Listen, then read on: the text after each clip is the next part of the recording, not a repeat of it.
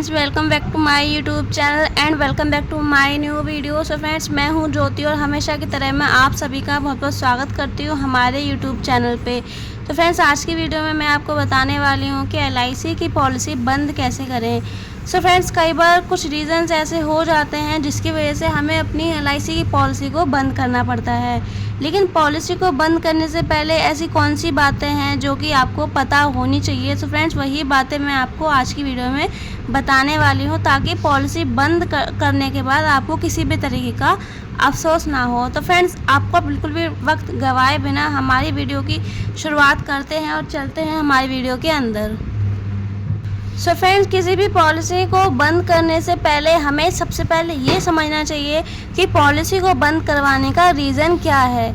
यानी कि अगर कोई ऐसा रीज़न है जो कि टेम्परेरी है, जो कि अगर आप पॉलिसी बंद ना करवाएं, पॉलिसी क्योंकि अगर मान लीजिए कि आपको पैसे की ज़रूरत है, आप इसीलिए अपनी पॉलिसी को बंद करवा रहे हैं। अगर एक रीज़न ये है तो इस केस में आप क्या कर सकते हैं, पॉलिसी को बंद करने की जगह पॉलिसी पर लोन भी ले सकते हैं और टाइम टू टाइम अपना लोन का जो इंटरेस्ट है उसको पे करते रहिए।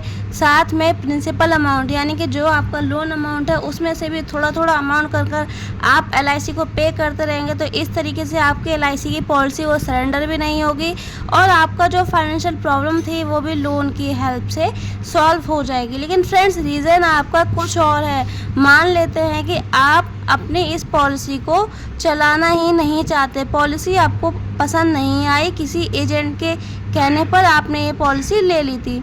सो फ्रेंड्स, इस केस में क्या होगा कि आप अपनी पॉलिसी को बंद कर सकते हैं। तो फ्रेंड्स, सबसे पहले हमें रीज़न समझना है कि रीज़न टेम्परेरी है या फिर परमानेंट है। यानी कि अगर आपको पैसे की ज़रूरत है थोड़ा बहुत तो आप लोन ले सकते हैं, लेकिन आपको पॉलिसी ही नहीं पसंद, किसी भी केस में आपको पॉलिसी बंद ही करनी है, तो उस केस में आप अपनी पॉलिसी को सरेंडर कर सकते हैं। फ्रेंड्स, उसके बाद आता है हमारा दूसरा पॉइंट, यानी कि आपकी जो पॉलिसी है वो पॉलिसी आपने कितने साल चलाई है।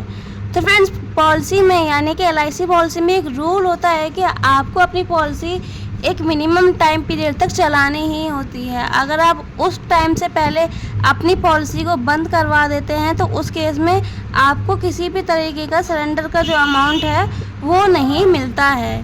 तो फ्रेंड्स, इस केस में आपको कैसे समझना है कि आपको अपनी पॉलिसी कितने साल चलानी है। तो फ्रेंड्स, सबसे पहले मैं बात करती हूँ हमारी पुरानी पॉलिसी की। यानी फ्रेंड्स, अगर आपकी कोई पॉलिसी है वो पुरानी हो चुकी है, मान लीजिए कि 5 साल 10 साल पुरानी हो चुकी है, तो फ्रेंड्स इस केस में तो आप अपनी पॉलिसी को आराम से सरेंडर कर सकते हैं। लेकिन फ्रेंड्स, अगर आपने अभी कोई नई पॉलिसी ली है जिसे कि अभी 1 साल भी पूरा नहीं हुआ, तो आप उस पॉलिसी को सरेंडर कर तो सकते हैं, लेकिन आपको कुछ भी अमाउंट पे आउट नहीं होगा। तो फ्रेंड्स, यहाँ पे आपको ये समझने वाली बात है कि पुरानी पॉलिसी कितनी भी पुरानी है, 5 साल 10 साल, आप अपनी इस पॉलिसी को सरेंडर कर सकते हैं। लेकिन अगर आपकी कोई ऐसी पॉलिसी है जो अभी उसको 1 साल भी पूरा नहीं हुआ है, तो आप अपनी उस पॉलिसी को सरेंडर नहीं कर सकते। किसी भी पॉलिसी के सरेंडर अमाउंट को लेने के लिए कम से कम 3 साल आपको उस पॉलिसी को चलाना होता है। जब आप उस पॉलिसी को 3 साल चलाते हैं तो 3 साल के बाद आप क्या कर सकते हैं, पॉलिसी को सरेंडर कर सकते हैं और सरेंडर का जो अमाउंट है वो आप उसको ले सकते हैं। तो फ्रेंड्स, दूसरा सवाल कई लोगों का ये होता है कि कितने साल अगर हमने पॉलिसी चलाई है तो हमें हमारा पैसा मिल जाएगा। तो फ्रेंड्स, मिनिमम टाइम पीरियड है हमारा 3 ईयर्स, यानी कि 3 साल कम से कम आपको पॉलिसी चलानी है। उसके बाद में आप अपनी पॉलिसी को सरेंडर कर सकते हैं। उसके बाद फ्रेंड्स, मैं आपको बताती हूँ हमारा तीसरा सवाल। तो फ्रेंड्स, काफ़ी लोगों के मन में ये सवाल भी आता है कि अगर हम अपनी पॉलिसी को सरेंडर करते हैं तो सरेंडर करने पे हमको उसमें कितना पैसा यानी कि कितना आपको अमाउंट पे आउट होगा। तो फ्रेंड्स, ये भी यहाँ पे समझने वाली बात है, क्योंकि हो सकता है कि आपने काफ़ी ज़्यादा अमाउंट पे कर दिया है, 2 लाख 3 लाख रुपए।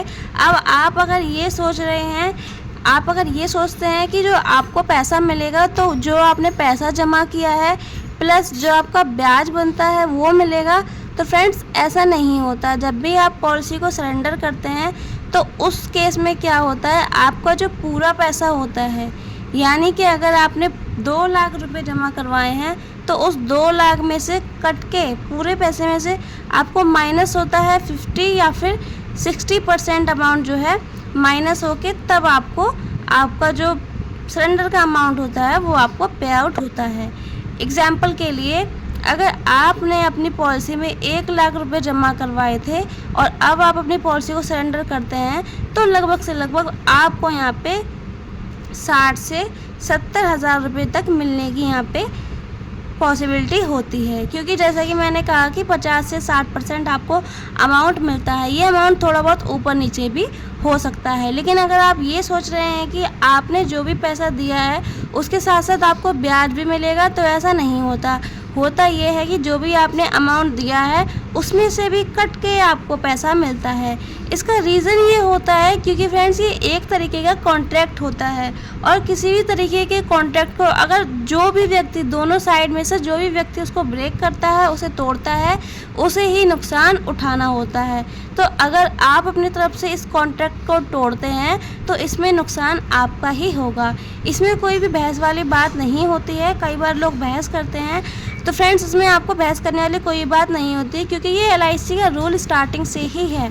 आप चाहें तो LIC की जो रूल है इसको समझ सकते हैं कि आपको कितना पैसा मिलेगा। तो फ्रेंड्स इसके बाद हम लोग आ जाते हैं हमारे चौथे सवाल पे। तो फ्रेंड्स चौथा सवाल हमारा यहाँ पे ये हो जाता है कि अगर हम अपनी पॉलिसी को सरेंडर करते हैं तो कितने दिन बाद आपका जो अमाउंट है वो आपके अकाउंट में आएगा, यानी कि आपका पैसा कितने दिन में आपको मिलेगा। तो फ्रेंड्स अगर मैं यहाँ पे एक टाइम पीरियड लेके चलूँ, अगर आपके सारे डॉक्यूमेंट एकदम कंप्लीट हैं, आपने सारी चीज़ें सही से फिल की थी, कोई भी वहाँ पे क्वायरी लगने की ज़रूरत नहीं है, तो कम से कम आपका यहाँ पे 5 से 15 दिन में आपके जो पैसे हैं वो आपके अकाउंट में आ जाते हैं। तो फ्रेंड्स ये आपको ध्यान रखना है कि जब भी आप अपने डॉक्यूमेंट जमा करते हैं तो आपको ये श्योरिटी होनी चाहिए कि आपने जो भी डॉक्यूमेंट दिए हैं, यानी कि आपका जो पॉलिसी बॉन्ड है उससे आपके सारे डॉक्यूमेंट मिलने चाहिए। आपका नाम हो गया, आपका एड्रेस हो गया, आपका डेट ऑफ बर्थ हो गया, ये सारी चीज़ें मैच होनी चाहिए। इन केस अगर ये चीज़ें मैच नहीं होती हैं तो क्या होता है, क्वायरी लग जाती है और उस केस में आपका जो सरेंडर का अमाउंट है वो आने में लेट हो जाता है। तो फ्रेंड्स इसीलिए आपको क्या करना है कि जब भी आप डॉक्यूमेंट देते हैं तब आपको सारे डॉक्यूमेंट देने हैं और सही डॉक्यूमेंट देने हैं, जिससे कि आपका जो सरेंडर का अमाउंट है वो जल्द से जल्द आपके अकाउंट में आ जाएगा। अब फ्रेंड्स एक बात यहाँ पे ये भी कर लेते हैं कि इन केस अगर 5 से 15 दिन में आपका पैसा नहीं आता है तब आपको क्या करना है। तो फ्रेंड्स उस केस में आपको क्या करना है, अपनी ब्रांच में, यानी कि जो आपकी LIC की शाखा है वहाँ पे आपको जाना है, विज़िट करना है और वहाँ पे उनसे पूछना है। जब आपने अपने पेपर को सरेंडर करवाते हैं तो उस टाइम पे वो आपको क्या देते हैं, एक रसीद आपको देते हैं। वो रसीद लेके आपको जाना है और आपको पूछना है कि मैंने इतने तारीख को अपने डॉक्यूमेंट सबमिट करवाए थे, लेकिन अभी तक मेरा जो अमाउंट है वो मेरे अकाउंट में नहीं आया है। और आप उनको रसीद दिखाएंगे तो वो बता देंगे कि आपका पैसा आपके अकाउंट में क्यों नहीं आया है। तो फ्रेंड्स ऐसा आप कर सकते हैं अगर इस टाइम पीरियड के दौरान आपका जो पैसा है वो आपके अकाउंट में नहीं आता है। इसके बाद फ्रेंड्स मैं आपको बता देती हूँ कि डॉक्यूमेंट्स की बात करें कि डॉक्यूमेंट्स में क्या क्या यहाँ पे लगता है। तो फ्रेंड्स काफ़ी बेसिक से डॉक्यूमेंट होते हैं। सबसे पहले आ जाता है आपका आधार कार्ड, उसके बाद आपका यहाँ पे आता है पैन कार्ड। इसके बाद फ्रेंड्स आपको यहाँ पे ना बैंक डिटेल्स आती है। मान लीजिए आपका कैंसिल चेक है तो वो लग जाएगा, और अगर आपका कैंसिल चेक नहीं है तो यहाँ पे आपकी पासबुक की कॉपी भी चल जाती है। इसके बाद फ्रेंड्स यहाँ पे जो आपका पॉलिसी बॉन्ड होता है वो भी आपको देना होता है।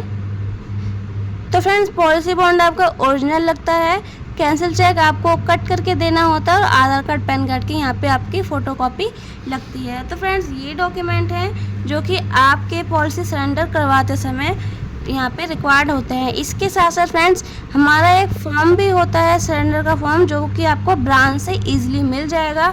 वो फॉर्म के साथ या अपने सारे डॉक्यूमेंट को अटैच करके और ब्रांच में उसको जमा करवा सकते हैं। दोस्तों ये तो हो गई हमारी कि अगर आप अपनी पॉलिसी को सरेंडर करना चाहते हैं तो आप उसे कैसे सरेंडर कर सकते हैं। मैंने लगभग यहाँ पे काफ़ी चीज़ें कवर कर ली हैं। इसके साथ साथ फ्रेंड्स मैं आपको लास्ट में एक चीज़ बताना चाहूँगी। फ्रेंड्स क्या हुआ है कि अब LIC में कुछ न्यू रूल्स आए हैं जिसमें कि पॉलिसी की सरेंडर करने का जो टाइम पीरियड है उसको चेंज कर दिया गया है। सरेंडर का टाइम पीरियड को चेंज कर दिया गया है। यानी कि अगर आप कोई नई पॉलिसी करवाते हैं, फ्रेश पॉलिसी लेते हैं, तो उस पॉलिसी को आप 1 साल चलाने के बाद भी उसको सरेंडर कर सकते हैं। अगर आपको कोई भी फाइनेंशियल प्रॉब्लम है तो आप उसको सरेंडर कर सकते हैं। फ्रेंड्स सरेंडर तो आप कर सकते हैं लेकिन आपको सिर्फ और सिर्फ 50% अमाउंट ही पे आउट होगा। अगर आपने 1 लाख रुपए दिए हैं तो आपको 50,000 मिलेंगे। अगर आपने 50,000 रुपये दिए हैं तो आपको सिर्फ और सिर्फ 25,000 रुपये मिलेंगे। तो फ्रेंड्स ये थी हमारी आज की वीडियो। आई होप आप लोगों को आज की वीडियो काफ़ी ज़्यादा पसंद आई हो। तो फ्रेंड्स वीडियो कैसी लगी आप लोग मुझे कमेंट करके ज़रूर बताइएगा। और फ्रेंड्स अगर आपका भी कोई सवाल है तो आप लोग मुझे कमेंट करके पूछ सकते हैं। मैं आपके सवाल का जवाब देने की पूरी कोशिश करूँगी। फ्रेंड्स इसी के साथ साथ मिलते हैं नेक्स्ट वीडियो में। तब तक अपना ध्यान रखिए, अपनी फैमिली का ध्यान रखिए, खुश रहिए। Bye friends.